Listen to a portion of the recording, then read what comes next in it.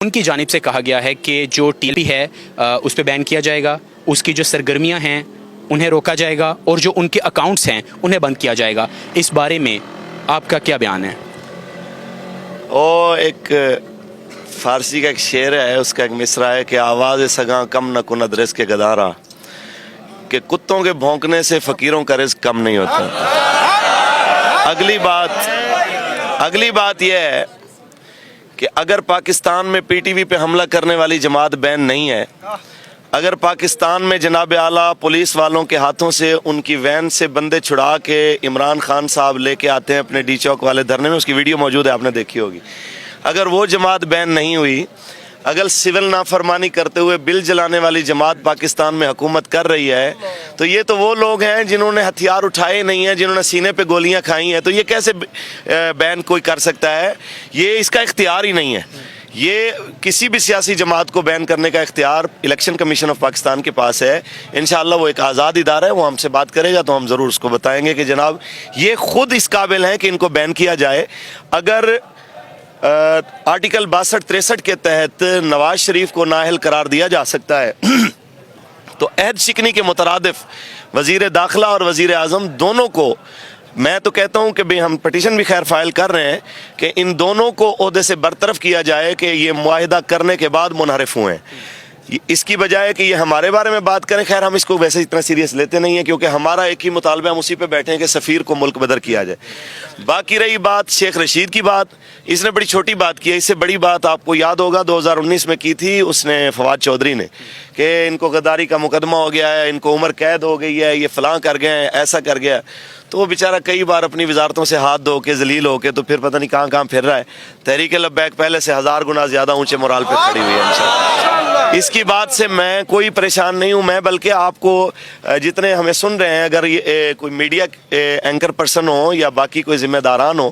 میں آپ کو قسم دے کے پوچھتا ہوں، آج جب صحافی نے اس سے سوال کیا ہے تو اس کا جواب سنیے گا، اور آپ نے کبھی شیخ رشید کو اتنا بوکھلاہٹ کا شکار نہیں دیکھا ہوگا جتنا وہ آج پریشان تھا۔ آج اس کا چہرہ، اس کی زبان اس کا ساتھ نہیں دے رہی تھی۔ تو میں کہنا چاہتا ہوں شیخ صاحب، وہ کہتے ہیں ذات دی کرلی شتیرہ نو جفے، آپ ایک سیٹ لے کے آپ جس جگہ پہ بیٹھے ہیں، آپ کو یہ سیٹ ملی اس لیے ہے کہ آپ گورنمنٹ کی کالک اپنے منہ پہ ملنے کی عادی ہیں۔ آپ کے کہنے سے نہ ٹی ایل پی بین ہونے والی ہے، نہ آپ کے کہنے سے حضور کے غلام یہاں سے جانے والے ہیں۔ انشاءاللہ ہم اپنے مطالبے پہ قائم ہیں۔ اچھا سر، ہمیں یہ بتائیے گا کہ جو حضرت محمد صلی اللہ علیہ وآلہ وسلم کے بارے میں جب کوئی بات کی جاتی ہے، جو مسلمان ہیں ان کے جذبات مجروح ہوتے ہیں، لیکن ہماری جو ریاست مدینہ ہے، عمران خان کہتے ہیں، تو اس کا جو رکھوالا ہے اسے گرفتار کر لیا گیا ادھر، ٹھیک ہے؟ تو اب یہ بتائیے کہ وہ یہ کہتے ہیں کہ جو ہمارے تعلقات ہیں باہر کے ملکوں سے وہ خراب ہوتے ہیں، تو کیا ایک جو سفیر ہے وہ اس طرح کی حرکت کرے، یا فرانسیسی صدر ہمارے نبی پاک صلی اللہ علیہ وآلہ وسلم کے بارے میں ایسی بات کریں، تو کیا حکومت کو یہ زیب دیتا ہے کہ اتنا تکرار کرنا اس سارے معاملے پہ؟ دیکھیں جی، پہلی بات تو یہ ہے کہ میں کہنا چاہتا ہوں کہ آج سارے حضرات کی ذمہ داری ہے کہ ایک بار نہ شیخ کی پریس کانفرنس سنیں۔ ایک تو یہ واضح ہو گئی کہ اس نے مانا اس بات کو کہ بھئی یہ بندہ بات کرتے ہوئے یہ دیکھتا ہے کہ جناب کیا کرنا ہے کیا نہیں کرنا، ہمارے باقی ملکوں سے بھی تعلقات ہوتے ہیں، فلاں ہوتے ہیں، تو ہم اس سے کہنا چاہتے ہیں کہ روزہ رکھ کے جتنے جھوٹ شیخ صاحب آپ نے بولے ہیں نا، اور پتہ نہیں رکھا بھی ہے یا نہیں، آپ نے بہرحال کہا ہے کہ میں روزے سے ہوں، تو میں اس آپ کی بات پہ چلو اعتبار کرتا ہوں۔ روزہ رکھ کے آپ نے جتنے جھوٹ بولے ہیں، میں آپ کو چیلنج کرتا ہوں کہ آپ ٹی وی پہ آ جائیں، ہم آپ کے ساتھ مناظرہ کر لیتے ہیں، آپ کا وہ معاہدہ بھی رکھ لیتے ہیں جو آپ نے ہمارے ساتھ کیا، اور آپ کی وہ قرارداد بھی رکھ لیتے ہیں جو آپ پیش کرنا چاہتے تھے، تاکہ قوم کو یہ پتہ چل جائے کہ آپ نے معاہدہ کیا کیا اور اب بات کیا کر رہے ہیں۔ اچھا سر، آخر میں یہ بتائیے گا کہ اب افطاری کے بعد جو ٹی ایل پی قیادت ہے اس کا کیا لاہ عمل ہے؟ دیکھیں جی، لاہ عمل یہی ہے کہ جس طرح تحریک لبیک یا رسول اللہ پہ پاکستان کی تاریخ کا بدترین تشدد ہوا ہے اور ہو رہا ہے، 2 درجن سے زیادہ نبی علیہ السلام کے غلام نہتے، جن میں 10 سال کا ایک بچہ بھی ہے، جس میں 70 سال کے بزرگ بھی ہیں، جس میں 18 سال کے نوجوان بھی ہیں، اور زخمیوں کا تو حساب ہی نہیں ہے۔ سینکڑوں بندے ایسے انہوں نے کہ کسی کو ریڑھ کی ہڈی میں گولی مار دی، کسی کو ٹانگ میں ایسی جگہ فریکچر کیا کہ وہ عمر بھر کے لیے معذور ہو گیا، اور ہزاروں بندے جیلوں میں ڈال دیے، اس کے باوجود جو یہاں پہ کھڑے ہیں ان سے قسم لے کے ان کے سر پہ قرآن دے کے پوچھیں کہ کیا تم رسول اللہ کی ناموس کے پیرے پہ اتنا بھی شرمندہ ہو؟ یہ کہیں گے کہ جناب جو چلے گئے وہ بھی حضور پہ قربان، جو بچ گئے ہیں وہ بھی رسول اللہ پہ قربان۔ ہم اتنا کہنا چاہتے ہیں کہ ہم اپنے معاہدے پہ قائم ہیں، ہم اسی بات پہ کھڑے ہیں کہ فرانسیسی سفیر کو نکالو۔ یہ ہم نے نہیں کہا تھا، یہ آپ نے کہا تھا، اور یہ قبلہ بابا جی سے آپ نے یہ معاہدہ کیا تھا فیض آباد میں۔ جو معاہدہ آپ نے کیا، ہم کہتے ہیں اسی معاہدے کو من نوعاً پارلیمنٹ میں آپ پیش کریں۔ جو قرارداد میں آپ کو دیتا ہوں، ویسے آپ قرارداد اگر آپ چلا سکیں تو وہ دے دیجیے گا، میں آپ کو سینڈ کروں گا۔ وہ جو لانا چاہتے ہیں، نہ اس میں سفیر کا ذکر ہے، نہ اس میں فرانسیسی مصنوعات کا ذکر ہے،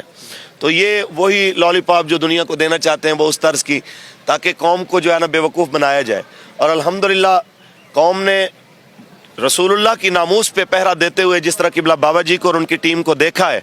یہ آج اس اخلاص کی برکت ہے کہ 2 درجن جنازے اٹھانے کے بعد کسی ایک بندے نے بھی نہیں کہا کہ ہمارے بچے کو مولویوں نے مروا دیا ہے۔ ہر بندے نے یہی کہا ہے کہ گورنمنٹ غلط ہے، گورنمنٹ ظالم ہے، اس نے ظلم کیا، اس نے بلکہ ہمارے اداروں کو ہمارے خلاف لا کے کھڑا کر دیا۔ وہ ادارے جو بارڈر پہ دشمن کا مقابلہ کرتے ہیں، وہ اپنی سرزمین پہ اپنے نہتے لوگوں کے اوپر گولیاں چلا رہے ہیں۔ اور آج میں کہہ رہا ہوں کہ پاکستان میں جتنا عوام کے دل و دماغ میں اداروں کے خلاف اور اپنے ہی لوگوں کے خلاف نفرت جس طرح پھیل رہی ہے، پاکستان کی تاریخ میں اس سے پہلے نہیں تھی۔ میں یہ کہنا چاہتا ہوں کہ جو لوگ مملکت خدا داد کے اداروں کے ذمہ دار ہیں، ان کی ذمہ داری ہے کہ پاکستان کو شام اور عراق نہ بننے دیں۔ خدا را اس ملک کی گلیوں میں اس طرح کی خونریزی سے بچنے کا ایک ہی طریقہ ہے کہ جو گورنمنٹ نے معاہدہ کیا ہے اسے کہیں کہ بھئی معاہدہ تو بندہ غیروں سے بھی کرے تو پورا کرتے ہیں، ہم تو اس کے اپنے ملک کے باسی ہیں۔ جناب اچھا سر، آخر میں جو ہمارے ناظرین دیکھ رہے ہیں یا جو آپ کے کارکنان ہیں، انہیں آپ کیا پیغام دیں گے؟ کیا جو احتجاج ہے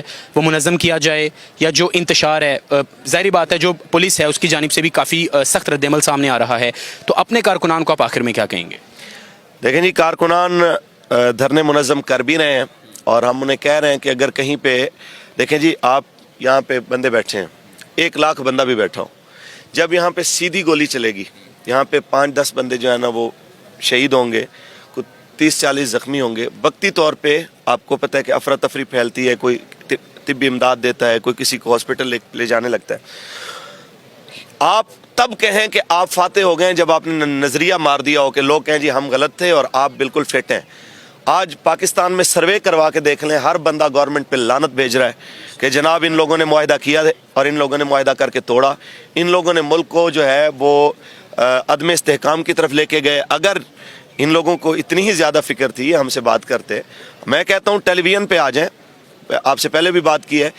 کہ ٹیلی ویژن پہ آ جائیں، اپنے اسی معاہدے کے مطابق ہم سے بات کر لیں کہ اگر آپ اپنا معاہدہ پورا کرتے ہیں، تحریک لبیک یا رسول اللہ کو کوئی پریشانی نہیں ہے، ہم آج بھی اپنی اسی بات پہ کھڑے ہوئے ہیں۔